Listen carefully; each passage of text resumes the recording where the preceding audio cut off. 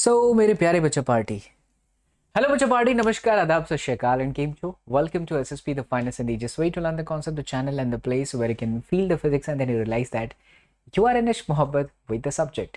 हम कर रहे हैं कंप्लीट सीयूईटी की प्रिपरेशन। जैसा कि आपको पता है, कुछ ही दिनों में आप लोगों की सीयूईटी की एग्जाम है एंड कंप्लीट क्लास 12 का फिजिक्स नए सिरे से स्पेशली सीयूईटी के स्टूडेंट्स के लिए चैनल पर अवेलेबल कराए गए हैं। ये चैप्टर बहुत ही स्पेशल होने वाला है बिकॉज कम्युनिकेशन सिस्टम आपके एनसीईआरटी सिलेबस में नहीं है, लेकिन आपके सीयूईटी एग्जाम के अंदर ये आने वाला है। तो आज के इस प्यारे से छोटे से क्रिस्प वीडियो में हम पूरा चैप्टर का ओवरव्यू आपको देंगे, साथ ही साथ आपको इसके क्वेश्चन की भी प्रैक्टिस कराएंगे। तो वीडियो को लास्ट तक देखना बच्चा। चैनल पे नए हो तो subscribe the button and do not forget to press the bell icon as well. चलिए तो स्टार्ट करते हैं। देखिए, इस चैप्टर में हमें सबसे पहले जो समझना है वो है कम्युनिकेशन ब्लॉक डायग्राम, सिग्नल्स कैसे शेयर किए जाते हैं। और एक दो क्वेश्चन आप यहाँ से एक्सपेक्ट कर सकते हैं। बहुत ही जेन्युइन और बहुत ही प्यारे क्वेश्चन होते हैं। मैं आपको जो भी पढ़ाऊंगा वहाँ से 100% आपको क्वेश्चन समझ में आ ही जाएगा और जैसे भी क्वेश्चन बनेंगे आप कर लेंगे। तो सबसे पहले हम समझते हैं कि सिग्नल को कैसे ट्रांसमिट किया जाता है। तो देखिए, उसके लिए जो सबसे पहला टॉपिक समझना है वो है block diagram of communication system. बड़ा ही प्यारा ये चैप्टर हुआ करता था एनसीईआरटी टेक्स्ट बुक का, लेकिन समय के साथ परिवर्तन होते चले गए, सिलेबस रिड्यूस होता चला गया और इस चैप्टर ने कहीं ना कहीं मार्केट में दम तोड़ दिया और ये चैप्टर सिलेबस से गायब हो गया। लेकिन बहुत ही प्यारा चैप्टर है, आपको आज इस चैप्टर के साथ मैं प्यार में पढ़वा दूंगा because this is the channel where you can feel the physics. तो ब्लॉक डायग्राम में देखिए, यहाँ होता है सोर्स ऑफ इंफॉर्मेशन, फिर यहाँ होता है बच्चा लोग एक और ब्लॉक ट्रांसमीटर, मतलब कैसे सिग्नल एक जगह से दूसरी जगह पर जाती है उसके लिए। और यहाँ से एक आध क्वेश्चन बनता है, इसीलिए हमें समझना बहुत जरूरी है। फिर होता है आपका transmission channel, we have transmission channel. उसके बाद बच्चा एक और ब्लॉक होता है यहाँ पे, दैट इज रिसीवर। और उसके बाद में यही ट्रांसमिशन चैनल के साथ एक और चीज अटैच्ड होती है and that is called your noise. इस पूरे ब्लॉक डायग्राम को बहुत ध्यान से समझिएगा, मजा आ जाएगा। देखिए, आज के टाइम में मोबाइल फ़ोन में जो सिग्नल्स होते हैं वो सबसे पहले आते हैं हमारे ट्रांसमीटर के अंदर।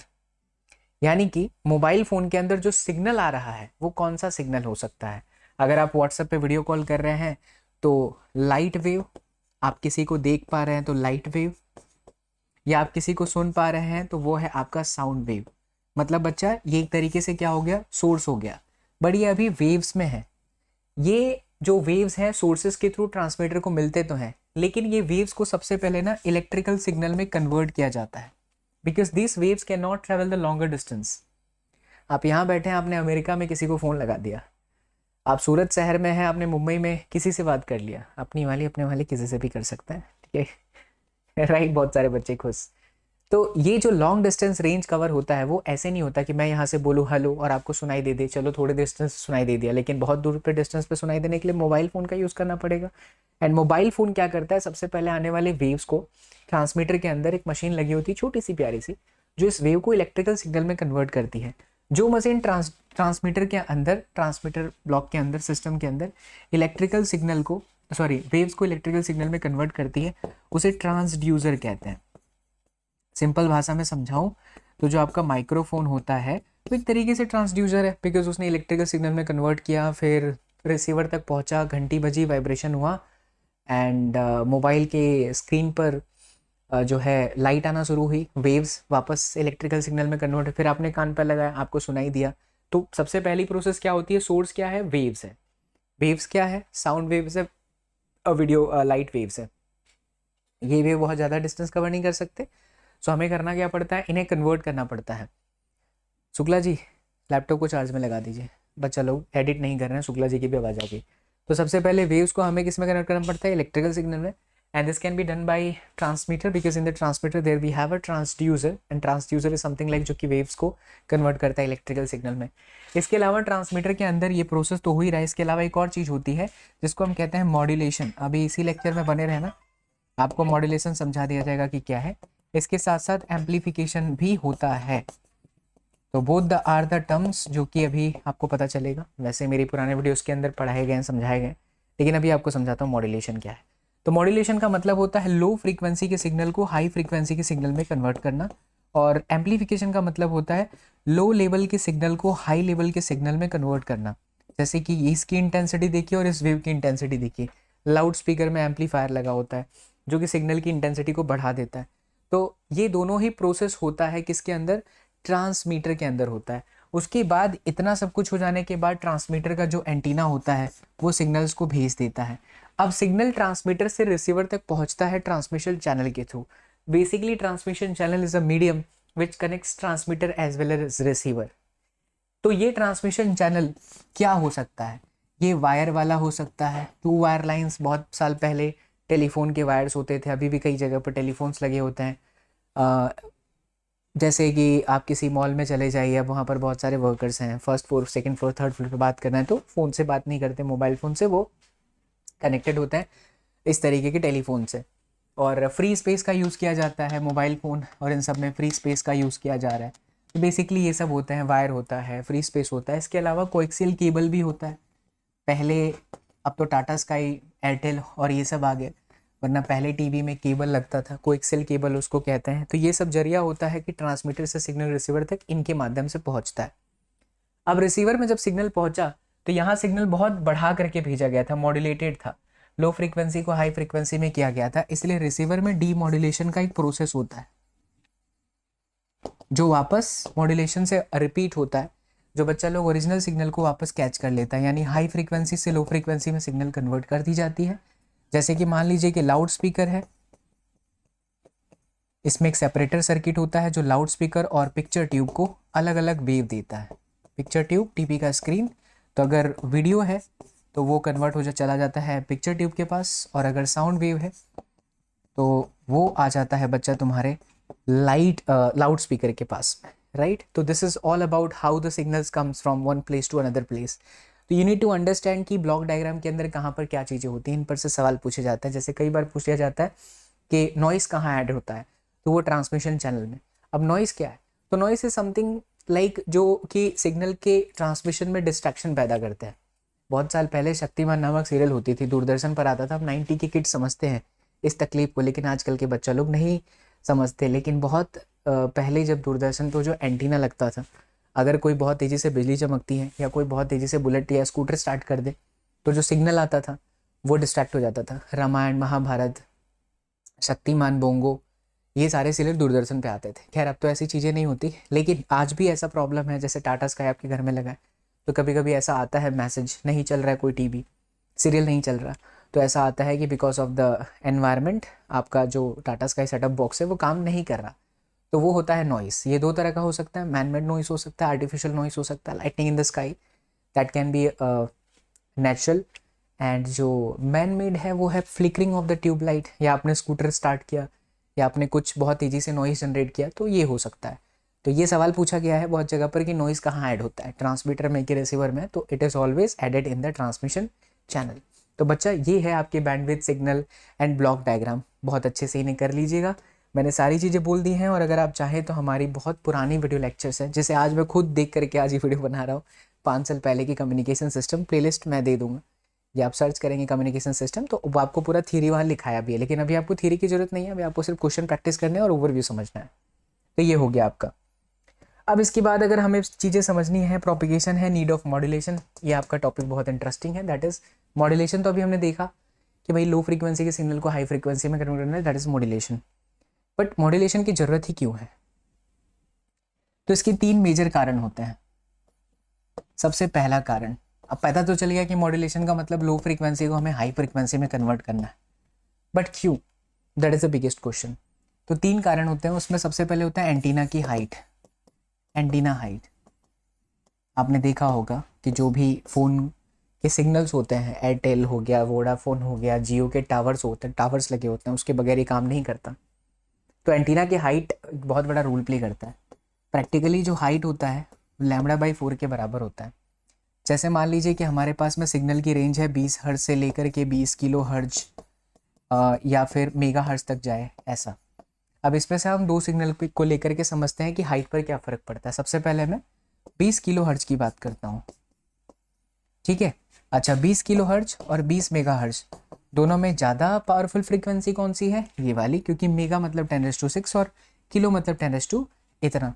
अब इससे रिलेटेड अगर मुझे हाइट चाहिए एंटीना की, तो λ/4, लैम्बडा का मतलब c/f, c मतलब 3 × 10⁻8, c/f एफ आपका 20 × 10 की घाते 3, और यहाँ पर हो गया बच्चा लोग आपका by 4, that is like c by this. ठीक है, चलिए अब इसे सॉल्व कर लेते हैं। ई बराबर h f, f is equal to c by lambda, so lambda is equal to c by f. सही है, बिल्कुल सही है। चलिए बच्चा इसे सॉल्व कर लेते हैं तो क्या होगा,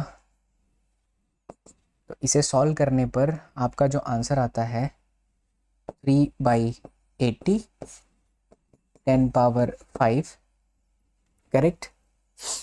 और 3/80 अगर सॉल्व करिए, चलिए ऐसा कर लेते हैं 3/8 इंटू 10⁴, है ना, ये ज़ीरो को भी हटा देते हैं। तो इसे लगभग जब हम सॉल्व करेंगे पॉइंट लेंगे 0, तो 8 × 24,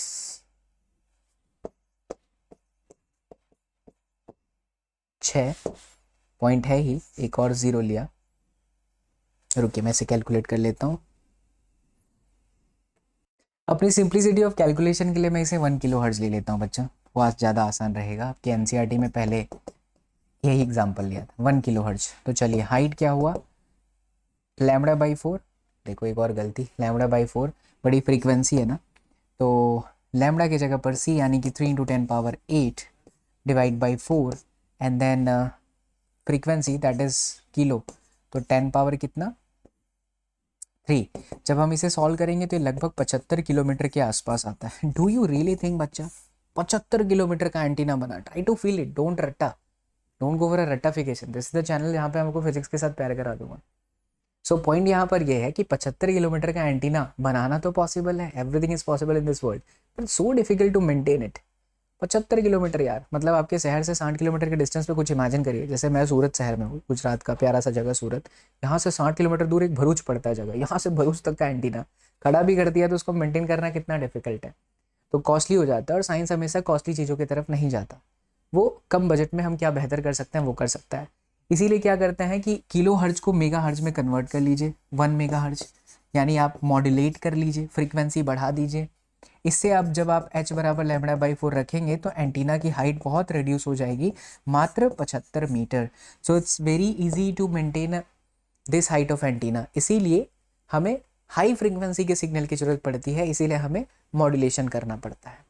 दूसरा जो सबसे बड़ा होता है रेडिएटेड पावर। क्या चीज़ है ये, तो देखिए अभी आपको समझ में आ जाएगा। रेडिएटेड पावर वास्तव में ट्रांसमीटर से निकलने वाले जो सिग्नल्स होते हैं उनका जो पावर होता है बच्चा प्रैक्टिकली 1/λ/4 होता है सिग्नल। और पावर बेसिकली क्या होता है, तो पावर होता है आपका एनर्जी बाई टाइम।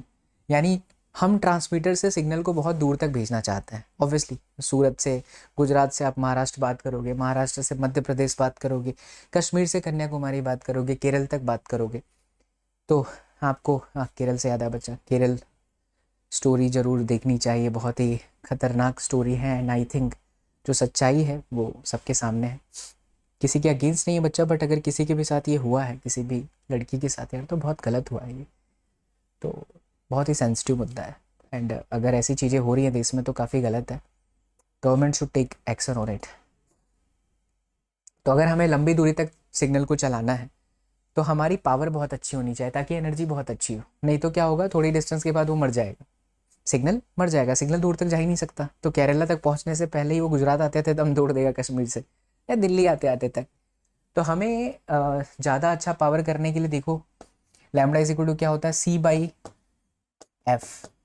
तो अब अगर मुझे पावर अच्छा करना है तो मुझे फ्रीक्वेंसी डायरेक्टली प्रोपोर्शनल में आ रहा है, तो फ्रीक्वेंसी को भी ज़्यादा रखना पड़ेगा, because if I am taking low signals तो मेरा पावर भी ख़राब हो जाएगा, इसलिए ये करना पड़ता है मॉड्यूलेशन। तीसरा होता है मिक्सिंग की प्रॉब्लम। आपने कई बार सुना होगा मिक्सिंग प्रॉब्लम को अवॉइड करने के लिए भी मॉड्यूलेशन ज़रूरत है। आपने सुना होगा 94.3, 92.7 मेगा हर्ज। ऐसे आपने रेडियो के ट्यूनिंग सुने होंगे कि मतलब ये रेडियो स्टेशन रेडियो मिर्ची का है, ये माई FM क्या है। तो अगर एक पहली बात तो ये देखिए इनके सिग्नल्स भी मेगा हर्ज पर है, और मेगा हर्ज में भी डिफरेंस है कि ये 92.7 पर चल रहा है। अगर रेडियो मिर्ची वाला बोलेगा 92.7 पे मैं भी रख रहा हूँ, और ये वाला बोलेगा माई FM अबे मैं भी रख लेता हूँ, तो कहीं पर कुमार सानू के गाने बज रहे हैं और कहीं पर कुछ और गाने बज रहे हैं, हनी सिंह के गाने बज रहे हैं, दोनों मिक्स हो जाएंगे। Are you getting the point?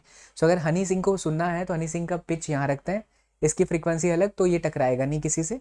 और सोनू कुमार के पुराने गाने, सोनू सोनू कुमार, हाँ जो भी है यार, लता मंगेशकर जी के गाने सुनने हैं तो उसको इस वाले सिग्नल्स के साथ चलाइए। तो अलग अलग सिग्नल्स होंगे अलग अलग फ्रीक्वेंसीज के, तो उससे क्या होगा, मिक्सिंग की प्रॉब्लम से हम बच सकते हैं। तो transmitter can easily send the signal and receiver can easily detect the signal कि यार ये वाला मेरे लिए आ रहा है, अरे अरे अरे, सोनू सोनू सूद सोनू सूद नहीं, सोनू निगम का गाना आ रहा है मेरे लिए, ये है ये किसके लिए, ये श्रेया घोषाल जी का गाना आ रहा है मेरे लिए। तो ट्रांसमीटर से निकलने वाले सिग्नल को कैच करने के लिए, इजीली रिसीवर को डिटेक्ट करने के लिए मॉड्यूलेशन की ज़रूरत पड़ जाती है। तो ये कुछ मेजर मुद्दे हैं जिसकी वजह से हमें मॉड्यूलेशन को करना पड़ जाता है। तो इन्हें ध्यान रखिएगा, यहाँ से सवाल पूछे जाते हैं बच्चा, राइट। तो हमने क्या देखा यहाँ पे कि अगर हमारा वेवलेंथ अगर हमारा फ्रीक्वेंसी बहुत कम है तो हाइट ऑफ एंटीना बहुत बढ़ जाता है, लेकिन अगर फ्रीक्वेंसी ज़्यादा है तो हाइट ऑफ एंटीना बहुत कम हो जाता है। अगर पावर पी प्रोपोर्शनल टू 1/λ4 है तो ये डायरेक्टली प्रोपोर्शनल टू फ्रीक्वेंसी है, फ्रीक्वेंसी ज़्यादा तो पावर भी ज़्यादा होगा, और हम वो चाहते हैं। और तीसरा है मिक्सिंग की प्रॉब्लम को अवॉइड करना है, तो ये हमें करना पड़ेगा। चलिए, तो ये हो गया मॉड्यूलेशन। अब मॉड्यूलेशन के बाद एक और बहुत ही इंटरेस्टिंग टॉपिक है, and that is propagation, production and detection of the amplitude modulated wave. Amplitude modulated wave का डिटेक्शन। वैसे हमने अभी जो मॉड्यूलेशन देखा, मॉड्यूलेशन बहुत टाइप के होते हैं। एक होता है फेस मॉड्यूलेशन, एक होता है फ्रीक्वेंसी मॉड्यूलेशन, और एक होता है एम्पलीट्यूड मॉड्यूलेशन। नाम से पता चल रहा है एक ही आपके सिलेबस में, बाकी सब इंजीनियरिंग के अंदर है। तो आपको थोड़ा सा बेसिक समझाता हूँ। जैसे मान लीजिए कि ये लो फ्रीक्वेंसी की सिग्नल है, ठीक है, और ये एक हाई फ्रीक्वेंसी की सिग्नल है। तो ये जो लो फ्रीक्वेंसी की सिग्नल है ना बच्चा, इसको मॉड्यूलेटिंग सिग्नल कहते हैं, मॉड्यूलेटिंग, जिसको हम हाई में कन्वर्ट करना चाहते हैं। और जैसे ही हम लो फ्रीक्वेंसी के सिग्नल को हाई फ्रीक्वेंसी सिग्नल के साथ मिला देते हैं, सुपरपोज कर देते हैं, तो वही हमारा मॉड्यूलेशन होता है। और जो हाई फ्रीक्वेंसी की सिग्नल होता है इसको कैरियर वेव कहते हैं। इनके इक्वेशंस बड़े इंटरेस्टिंग हैं। अब देखिए, जैसे ही ये लो फ्रीक्वेंसी के सिग्नल को इसके हिसाब से मोल्ड किया गया, तो पता है आपके सिग्नल्स कैसे बनेंगे, वो कुछ इस तरीके से बनेंगे।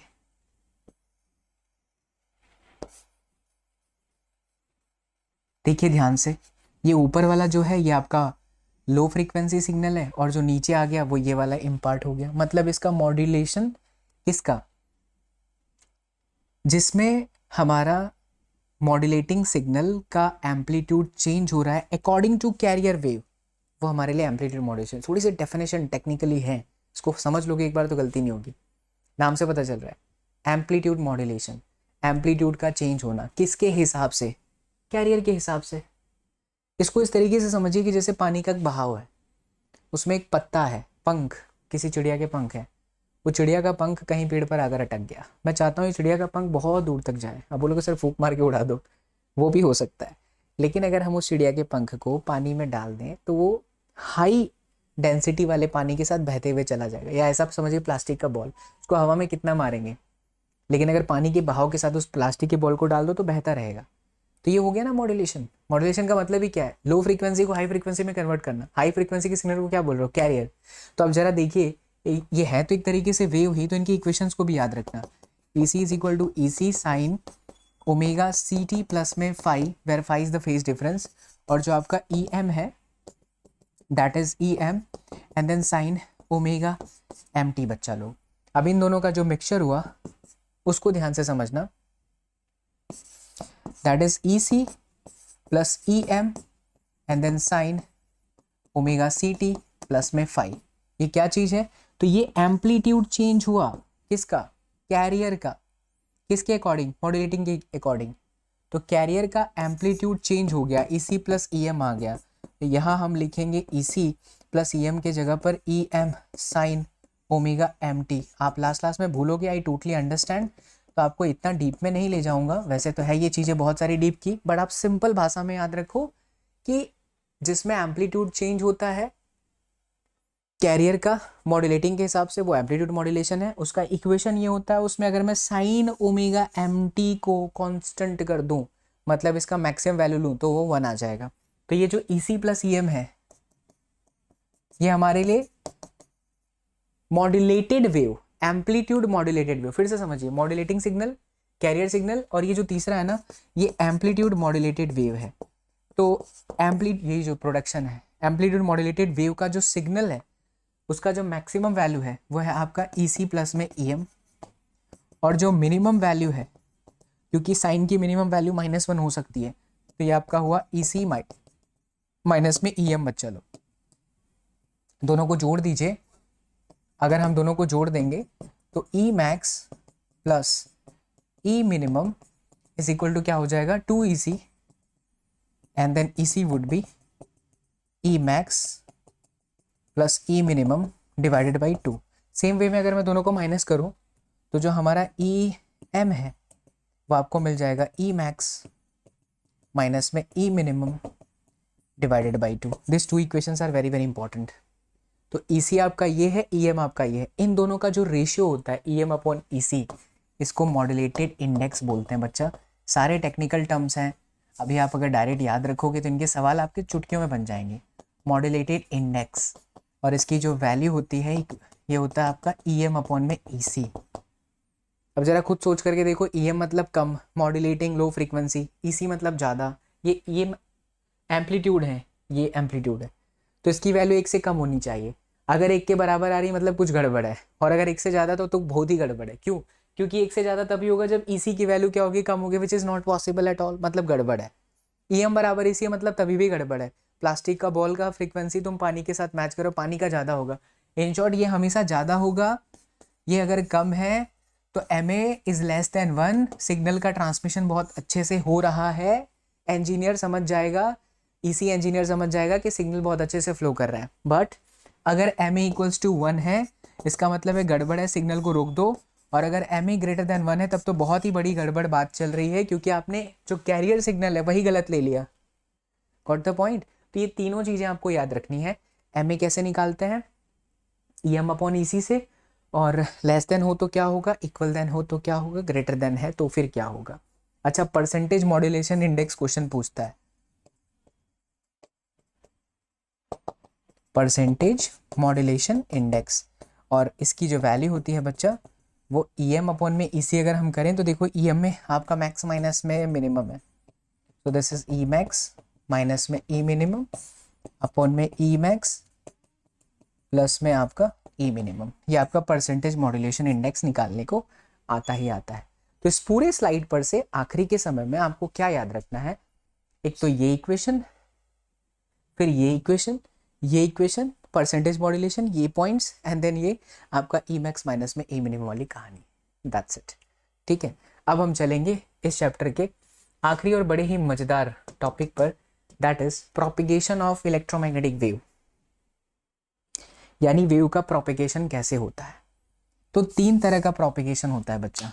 सबसे पहले हम पढ़ेंगे ग्राउंड वेव प्रोपिगेशन। जितने आपको की पॉइंट्स बता दूं, अगर आप उतना याद रख लोगे तो आपको किताब उठाने की ज़रूरत ही नहीं पड़ेगी, इससे बाहर का और कुछ पूछेगा भी नहीं। तो सिग्नल है ना, 3 तरह से भेजे जाते हैं।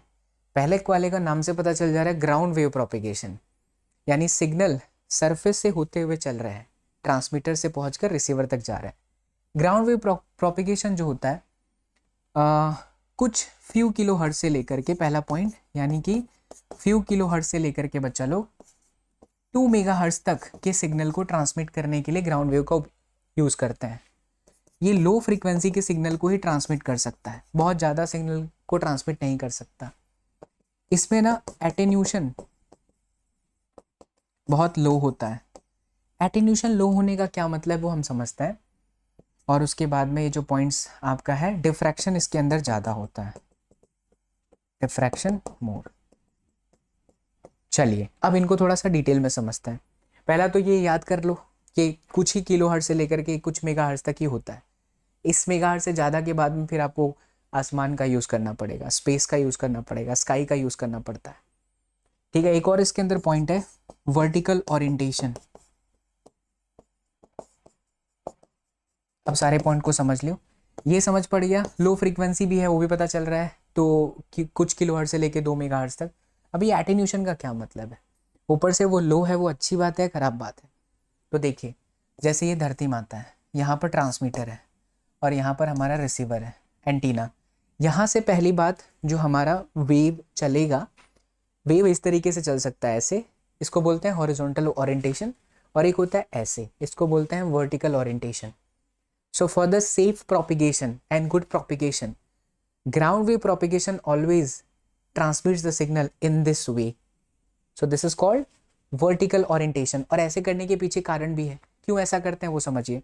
अगर ऐसे चलता तो जाहिर सी बात है वो ऐसे चलेगा तो उसका जो क्रेस्ट है और ट्रफ है वो दोनों ही अर्थ से टकरा रहा है। अगर दोनों ही अर्थ से टकराएगा तो यार चांसेस हैं कि वो वेव बहुत सारे कोलिजन्स के साथ टकराएगा, तो चांसेस है उसकी एनर्जी जो भी है बहुत जल्दी डिस्ट्रॉय हो जाएगी। भले ही हम कम फ्रीक्वेंसी के सिग्नल को ग्राउंड वेव से भेजना चाहते हैं, लेकिन हम चाहते हैं कि वो बहुत जल्दी ना मरे।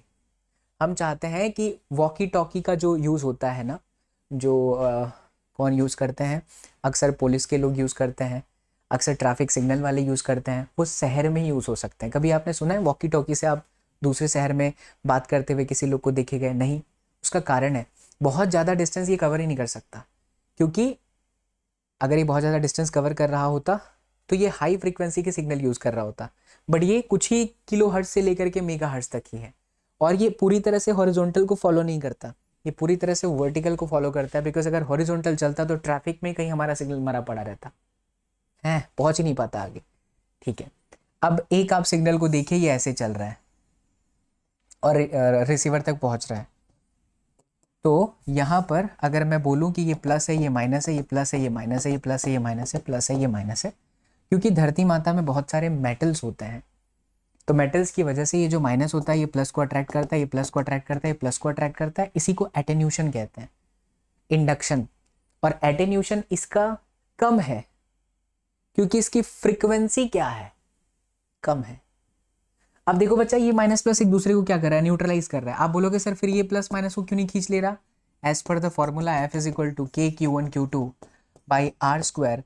यहाँ वाले माइनस के लिए ये चार्ज का डिस्टेंस काफ़ी कम है तो फोर्स ऑफ अट्रैक्शन ज़्यादा है, इसलिए इसको खींच लिया, लेकिन ये डिस्टेंस थोड़ा ज़्यादा होगा, तो जैसे ही डिस्टेंस ज़्यादा होगा फोर्स कम होगा, इसलिए ये प्लस प्लस प्लस सेफ है, वो खींच नहीं पा रहे धरती माता के मेटल्स को। लेकिन ये नीचे वाले क्या कर रहे हैं बच्चा, वो प्लस को बुला ले रहे हैं, तो ये एक दूसरे को समाप्त कर दे रहे हैं, मतलब ये सिग्नल थोड़ी देर के बाद जाके कहीं ना कहीं मर जरूर जाएगा, इसीलिए बहुत ज़्यादा डिस्टेंस नहीं चला सकते। अब जरा सोचो ये ऐसे होता तो इसका प्लस भी नहीं बचता, अभी तो प्लस बच रहा है ना, लेकिन अगर ये हॉरिजॉन्टल को फॉलो करता तो प्लस माइनस दोनों अट्रैक्ट कर लेते, सब मर जाते। तो ऐसा नहीं है, इसीलिए वर्टिकल है।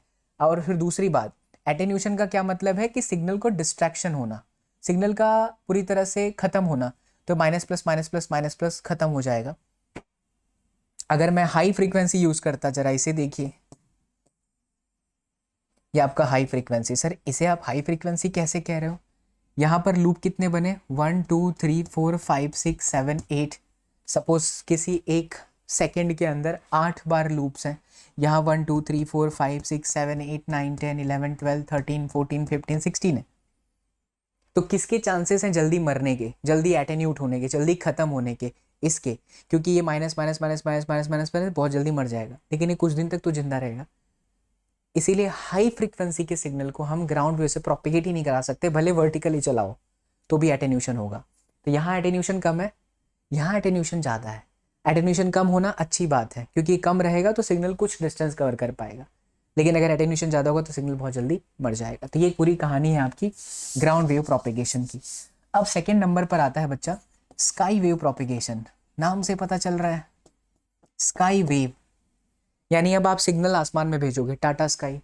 ये हमारी धरती माता, यहाँ पर इस तरीके से छतरी लगी होती है और यहाँ तो कुछ तो होता है, फिर वो ऐसे सिग्नल्स ऐसे वो उसके ऊपर गिरता है, and then they gets reflected like this, आसमान में ये जाते हैं। ठीक है, फिर यहाँ कहीं पर रिसीवर पर ये पहुँचते हैं, ये रिसीविंग एंटीना, ये आपका ट्रांसमिटिंग एंटीना। अर्थ में भी क्या बहुत सारे लेयर्स होते हैं, ये पहला, दूसरा, तीसरा, चौथा, ऐसे बहुत सारे लेयर्स होते हैं। अब जरा समझना है स्काई वे में रूल क्या हो रहा है, फंडामेंटल कॉन्सेप्ट क्या काम कर रहा है फिजिक्स का। तो यहाँ है हमारे सूर्य भगवान, क्या छोड़ रहे हैं, एनर्जी, डिचकियाँ हो, पूरे ब्रह्मांड में एनर्जी छोड़ रहे हैं, ये खतरनाक है, सब जगह पर एनर्जी छोड़ रहे हैं। मेरा एक सवाल है जो आप लोग वीडियो को रोक करके कमेंट में दीजिएगा कि यहाँ से जो सिग्नल गए, अब ये धरती के एटमॉस्फेयर से रिफ्लेक्ट होकर के रिसीविंग एंटीना तक पहुंचते हैं। ठीक है, ऐसे रिसीविंग एंटीना तक ये पहुंचते हैं। तो ये बीच में है कौन? आयनोस्फीयर। कमेंट में ही बताना समझ पड़ा कि नहीं बच्चा लोग, ये क्या है? आयनोस्फीयर। तो आयनोस्फीयर एक मिरर की तरह काम करता है, जो यहाँ से ट्रांसमीटर से सिग्नल को भेजा गया ऊपर, फिर ये रिफ्लेक्ट करके यहाँ भेज देता है। करेक्ट बात है, ठीक है। अच्छा, यहाँ पर एक और चीज़ मेरे एक्सप्लेन करना रहेगा, डिफ्रैक्शन में आता हूँ उस पॉइंट पे। तो सवाल ये है कि क्यों ऐसा हमने किया? क्योंकि अगर मैं ये फ्रीक्वेंसी हाई सिग्नल की फ्रीक्वेंसी होती है, 2 मेगाहर्ट्ज से लेकर के बच्चा अगर 30 मेगाहर्ट्ज के सिग्नल को हमें भेजना है ना, तो हमें ग्राउंड वेव नहीं यूज़ करना चाहिए, क्योंकि ऑलरेडी मेगा में है। ग्राउंड वेव में जाएगा तो एटेन्यूट बहुत फास्ट होगा, सिग्नल मर जाएगा। इसीलिए सेफ तरीका आसमान में भेज दो। पर आसमान में भी लिमिट है 30 मेगाहर्ट्ज, क्योंकि बहुत ज़्यादा हाई फ्रीक्वेंसी होगा, 30 से ज़्यादा होगा, तो ये इस आयनोस्फीयर को भी पेनिट्रेट करके ऊपर चला जाएगा। अब सवाल ये आता है कि आयनोस्फीयर क्या है? तो आयनोस्फीयर एक ऐसा डिपार्टमेंट है जहां पर बहुत सारे पॉजिटिव आयंस और नेगेटिव आयंस मिलते हैं। अब ये कैसे मिलता है? तो अर्थ के सरफेस से कुछ हाइट पर जाने पर 60 किलोमीटर से लेकर के 300 किलोमीटर के रेंज में आयनोस्फीयर रहता है। बट एग्जैक्टली 60 किलोमीटर कह सकते हैं, एक अप्रॉक्स वैल्यू है। कई किताबों में 75 होता है, अलग अलग होता है। बट हाँ, 60 किलोमीटर की एवरेज वैल्यू आप कह सकते हो, कन्वीनियंट वैल्यू कह सकते हो। बट 60 पे ही क्यों? 10 पे क्यों नहीं? 5 पे क्यों नहीं? और अर्थ के एकदम जैसे मैं खड़ा हूँ तो ये यहाँ पर क्यों नहीं? तो उसका रीज़न समझते हैं। देखिए, आयनोस्फीयर तभी मिलेगा ना जब मॉलिक्यूल्स टूटेगा, क्योंकि मॉलिक्यूल्स टूटता है तो वो पॉजिटिव और नेगेटिव में कन्वर्ट होता है। जैसे एक मॉलिक्यूल से न्यूट्रल है, एनर्जी आई सूर्य भगवान की धमाक, इलेक्ट्रॉन्स निकल गए, ये खुद पॉजिटिव हो गया, इलेक्ट्रॉन्स नेगेटिव हो गया। तो हो क्या रहा है कि जब यहाँ से सनरेज आती है एनर्जी लेके, तो चांसेस होते हैं कि वो सिर्फ बीच में ही आयनाइजेशन होता है। यहाँ पर धरती माता के एकदम नज़दीक के सरफेस पर मॉलिक्यूल्स बहुत सारे हैं, मान लो 1000, यहाँ 100 और यहाँ 10। अब ये क्यों? क्योंकि धरती माता के नज़दीक में ग्रेविटी की वजह से सारे मॉलिक्यूल्स नीचे होंगे। जैसे जैसे हम ऊपर जाते हैं मॉलिक्यूल्स ख़त्म, एटमॉस्फेयर ख़त्म। तो जब सनलाइट आई, जैसे जैसे हम धरती के नज़दीक आ रहे हैं, समझना ध्यान से, तो जो सबसे पहली वाली जो लेयर है वहाँ पर सनरेज तो है, एनर्जी तो है, बट पेनिट्रेट करने के लिए मॉलिक्यूल्स बहुत कम है। और सबसे नीचे तक पहुँचते पहुँचते सनरेज इस लेयर्स को तोड़ते तोड़ते यहाँ तक अपने दम तोड़ देता है। तो सबसे नीचे यानी अर्थ के सरफेस के बहुत ही करीब, 50-60 किलोमीटर के करीब सनरेज ही नहीं पहुँच रही है। मतलब सनरेज पहुँच रहा है बट वो इतनी इंटेंसिटी वाली नहीं है, क्योंकि वो बीच में उसने सारे मॉलिक्यूल्स को तोड़ दिया है, तो उसकी एनर्जी खत्म हो चुकी है। अगर किसी इंटेंसिटी सन की बात करें कि वो 50 मॉलिक्यूल्स तोड़ सकता है, मान लो, तो ऊपर से नीचे आते थे तो बीच तक 50 तोड़ दिया, तो नीचे बहुत सारे मॉलिक्यूल्स हैं बट एनर्जी नहीं है। Getting my point? So the मुद्दा इज कि जो सबसे टॉप लेयर होता है वहाँ पर सनरेज है, that means we can ionise the molecules but we don't have the molecules. But a surface or the layer very close to the earth surface, we have lot of molecules but we do not have the enough sufficient energy to break that molecules। यानी ionosphere कहाँ होता है? बीच में कहीं होता है, इसीलिए ऊपर जाता है, टकरा के फिर सिग्नल नीचे आता है। ये याद होना चाहिए आपको, बहुत ही प्यारा कॉन्सेप्ट है। 60 किलोमीटर से 300 किलोमीटर तक।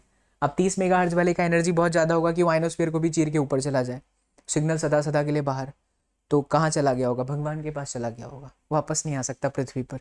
तो अब उसको वापस लाने के लिए सैटेलाइट का यूज़ करते हैं, सैटेलाइट कम्युनिकेशन, जो कि बहुत अलग फिजिक्स है। लेकिन तीसरा जो तरीका होता है वो होता है आपका स्पेस वेव कम्युनिकेशन। आइए वो भी देखते हैं, स्काई वेव, और तीसरा होता है स्पेस वेव। यहीं से आपके क्वेश्चन बनेंगे और इसके बाद फिर हम सवाल आपको बताएंगे। स्पेस वेव प्रोपिगेशन, इसको लाइन ऑफ साइट भी कहते हैं, LOS।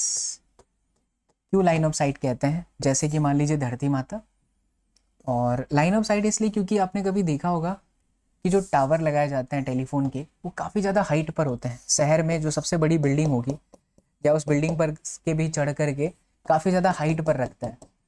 और इनका रूल होता है कि जहाँ ट्रांसमीटर हो तो उस ट्रांसमीटर से सिग्नल दिखना चाहिए ऐसे एकदम स्ट्रेट, ताकि डिफ्रैक्शन ना हो। डिफ्रैक्शन का मतलब वेव का मुड़ जाना। देखिए बच्चा, यहाँ डिफ्रैक्शन बहुत ज़्यादा होता है, because diffraction is directly proportional to lambda होता है। फ्रीक्वेंसी कम, लैम्बडा ज़्यादा, तो डिफ्रैक्शन ज़्यादा। हम चाहते भी हैं कि डिफ्रैक्शन ज़्यादा हो। तो जो ग्राउंड वेव के वेव्स होते हैं ना, वो टकरा टुकरा करके सिटी के एक चौराहे से दूसरे चौराहे के पुलिस तक पहुंच जाते हैं। सोचिएगा डिफ्रैक्शन नहीं होता, वो किसके लिए नहीं होगा? इसके लिए, क्योंकि हाई फ्रीक्वेंसी है, वेवलेंथ बहुत कम है। टकराएगा ही नहीं, मर जाएगा। तो इसको इसलिए भी ज़मीन से नहीं भेज सकते क्योंकि एटेन्यूएशन ज़्यादा हो जाएगा और डिफ्रैक्शन बहुत कम हो जाएगा। ग्राउंड वेव से आप उन्हीं को भेज सकते हैं जिसका डिफ्रैक्शन ज़्यादा हो, अच्छी बात है, ताकि टकरा करके रिसीवर तक पहुँच जाए, है ना। यस, तो ये इसीलिए करते हैं क्योंकि ना, अब देखो स्काई भी प्रॉब्लम हो गया, satellite is the solution but satellite इस सिलेबस में नहीं है, तो हालांकि सॉल्यूशन है बट इस चैप्टर में नहीं है। तो ट्रांसमीटर से रिसीवर तक भेजने का तरीका, ग्राउंड वाला फ्लॉप, मतलब जहाँ तक लिमिट था उसका एडवांटेज डिसएडवांटेज, स्काई देख लिया, फिर उसमें प्रॉब्लम आई कि और ज़्यादा फ्रीक्वेंसी के सिग्नल को भेजना हो तब क्या करो, जैसे मोबाइल फ़ोन के कम्युनिकेशन हो गए, तो वो एक ही शहरों में 10-12 टावर लगाना पड़ता है, और वो ऐसे होता है कि यहाँ ट्रांसमीटर से सिग्नल गया तो धमाक करके रिसीवर तक पहुँचे और बीच में कोई और टावर ना हो। आप देखिएगा कभी भी 2 टावर ऐसे एकदम स्ट्रेट एक हाइट पर होते हैं, क्यों?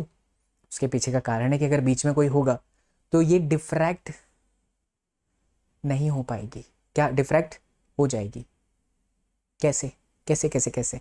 इनकी फ्रीक्वेंसी बहुत ज़्यादा है, वेवलेंथ बहुत कम है, तो डिफ्रैक्शन होगा ही नहीं, सॉरी डिफ्रैक्शन ही नहीं होगा। तो अगर ये टकराए तो टकरा करके वहीं मर जाएगा।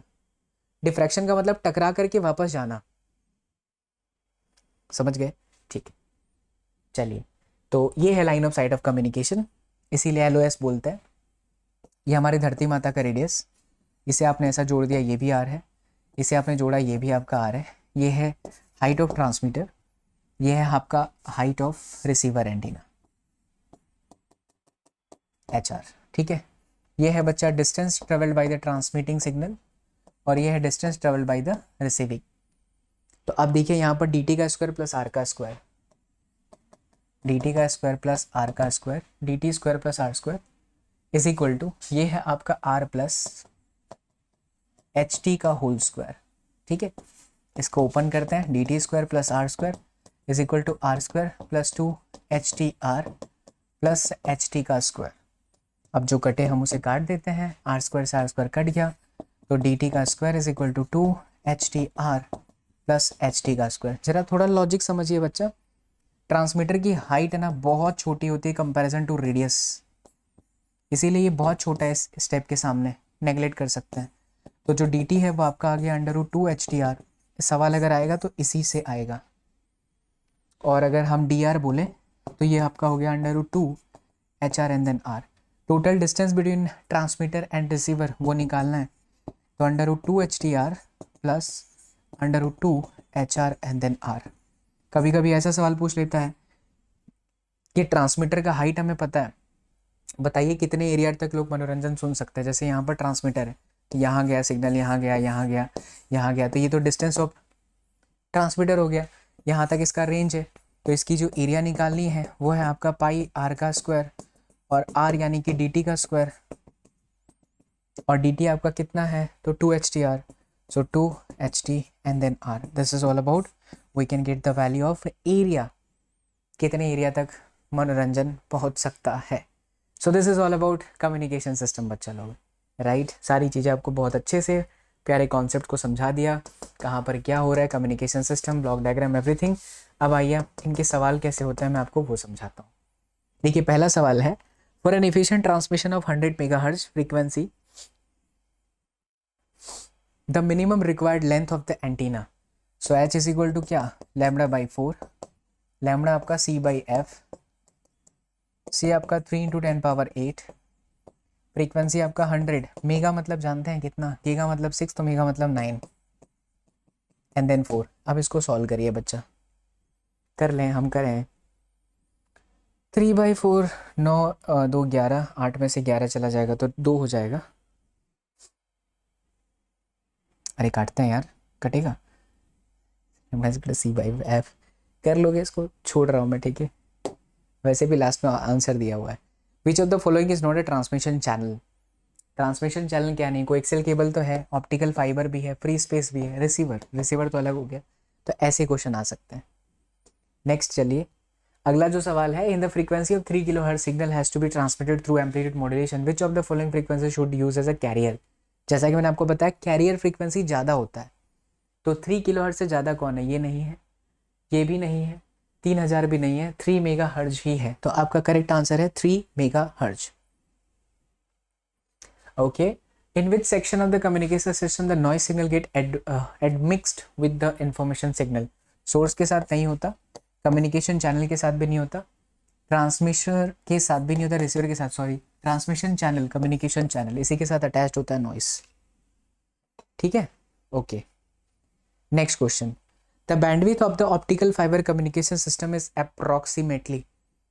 तो ये थोड़ा थ्योरेटिकल है बच्चा, इसका आंसर आप देख लीजिएगा लास्ट में, थ्योरेटिकल है, टेक्स्ट बुक से लिया हुआ है। अगला सवाल, if the height of TV transmitter tower is double then the region covered by the transmitter is. तो हाइट अगर हम डबल कर दें तो जो डिस्टेंस है वो 2HTR है, बट एरिया पाई डी का स्क्वायर होगा, पाई 2HTR। आप इसको डबल करेंगे तो एरिया भी डबल हो जाएगा, becomes double. In order to cover a circular region of 16 kilometer by a TV transmitter, what must be the height of the transmitting antenna? तो देखिए, in order to cover a circular region of radius, इतना आप cover करना चाहते हैं, ठीक है। तो ये बेसिकली आपको dt दे रखा है 16 किलोमीटर, और dt की जगह पर आप लिख सकते हैं under root 2HTR, so 2HT ये आपका 6400 इज इक्वल टू 16। ठीक है बच्चा, तो जो हाइट ऑफ ट्रांसमीटर हो गया वो 16 बटे में 6400 एंड देन 2 हो गया, 16 चौके 64, 1/8 लगभग 0.325 समथिंग होना चाहिए। कर लेंगे इसको भी, छोड़ रहा हूँ मैं, ठीक है, कर लेना। ये हो गया। अगला सवाल, in communication system the modulation, please answer in the comment section यार, कैलकुलेशन तो आप कर सकते हो। In communication system the modulation process is performed in which section? तो ये ट्रांसमीटर में होता है, एंड डीमॉड्यूलेशन रिसीवर के अंदर होता है। चलिए, the range of audio signal is, तो ऑडियो सिग्नल का जो रेंज होता है 20 हर्ट्ज से लेकर के 20 किलो हर्ट्ज तक होता है। कुछ थ्योरेटिकल चीज़ें हैं जिन्हें याद रखना है। Energy radiated from the antenna is proportional to, power proportional to 1/λ का square. What will be the modulation index of the following amplitude modulated wave? देखिए, ये एम्पलीट्यूड मॉड्यूलेटेड वेव है, यहाँ 13 वोल्टेज है और यहाँ पर 7 वोल्टेज है। हमको क्या पूछा है? Modulation index MA। तो MA आपका क्या होता है बच्चा? EM अपॉन में EC, percentage percentage percentage percentage में है सारा आंसर। तो E max minus E minimum upon में प्लस, तो मैक्स आपका कितना है? 13, 13 में से 7 गया 6, 13 और 7 हो गया 20, गुणे में 100, 2 तिहाई 6, 2 दहा में 20 कट गया, तो 30%। Answer is 30%। नेक्स्ट है a carrier wave of 2 megahertz. तो कैरियर वेव हो गया आपका 2 megahertz, is amplitude modulated by a modulating wave. Modulating मतलब FM 2 kilohertz. Which of the following frequencies will be present in the amplitude modulated wave? तो amplitude modulated wave के अंदर ना 3 ही चीज होता है, एक होता है ओरिजिनल कैरियर, एक होता है FC माइनस FM, और एक होता है बच्चा FC प्लस FM। आपकी जानकारी के लिए बता दो, थोड़ा सा थ्योरी है, इसको है ना लोअर साइड बैंड फ्रीक्वेंसी कहा जाता है, इसको अपर साइड बैंड कहा जाता है। लोअर इसलिए क्योंकि FC से कम है, ये FC से ज़्यादा है। तब आपने करना क्या, 2 मेगाहर्ट्ज वाला पहले चेक कर लो कौन कौन सा ऑप्शन है। एक ही ऑप्शन दिख रहा है यार, 2 मेगाहर्ट्ज, तो एक 2 मेगाहर्ट्ज से ज़्यादा और एक 2 मेगाहर्ट्ज से कम, option number C, because FC minus FM FC plus FM। चलिए डन, तो अब आप आंसर मैच कर सकते हैं, एंड यहाँ पर होता है आपका पूरा चैप्टर समाप्त। सो बच्चा, एक और चैप्टर आपका होता है यहाँ पे कंप्लीट। अब तक बहुत सारे चैप्टर कराए जा चुके हैं, जैसे इलेक्ट्रोसिटी हो गया, करंट इलेक्ट्रिसिटी हो गया, मैग्नेटिज्म एंड मैटर हो गया, मूविंग चार्ज एंड मैग्नेटिज्म हो गया, EMI AC हो गया, और आज आपका कम्युनिकेशन सिस्टम हो गया। नेक्स्ट क्लास में हम कर रहे होंगे कंप्लीट मॉडर्न फिजिक्स, यानी कि atom, nuclei and complete semiconductor in a single shot. That video will be of 1.5 hour with the question practice as well. So यहाँ पर आपको रुकना नहीं है, यहाँ पर आपको क्या करना है, क्वेश्चन की प्रैक्टिस करनी है, और क्वेश्चन की प्रैक्टिस आपको सही मॉक टेस्ट से करना है। इसीलिए आप हमारे एप्लीकेशन क्लास 24 को जरूर डाउनलोड करो। आप सिंपल क्लास 24 जैसे ही प्ले स्टोर पर जाते हो, ये डाउनलोड, ये ऑप्शन आपको दिख जाएगा, डाउनलोड करते आप अपना लॉगिन वगैरह करिए, एंड देन प्रिपरेशन में आप जाकर के CUET सिलेक्ट करिए, और वहीं पर आपको मॉक टेस्ट दिखेगा। एंड इसकी प्राइस जो है बच्चा सिर्फ और सिर्फ 499 रुपये। जनरल टेस्ट, डोमेन टेस्ट तो आपका फिजिक्स केमिस्ट्री रहेगा ही, बट इसके साथ साथ इंग्लिश एंड जनरल टेस्ट आपको मिलेंगे, जिसकी कीमत सिर्फ 499 रुपये है। तो इसे ज़रूर परचेज़ करके अपनी प्रैक्टिस को नेक्स्ट लेवल पर लेकर के जाइए और आपका सिलेक्शन को पूरा करिए। ठीक है बच्चा, बहुत बहुत शुक्रिया, thank you so much for watching this video. See you all in the next class, till then do whatever you want to do man, but don't trouble your mom. Take care, love you, bye, जय हिंद।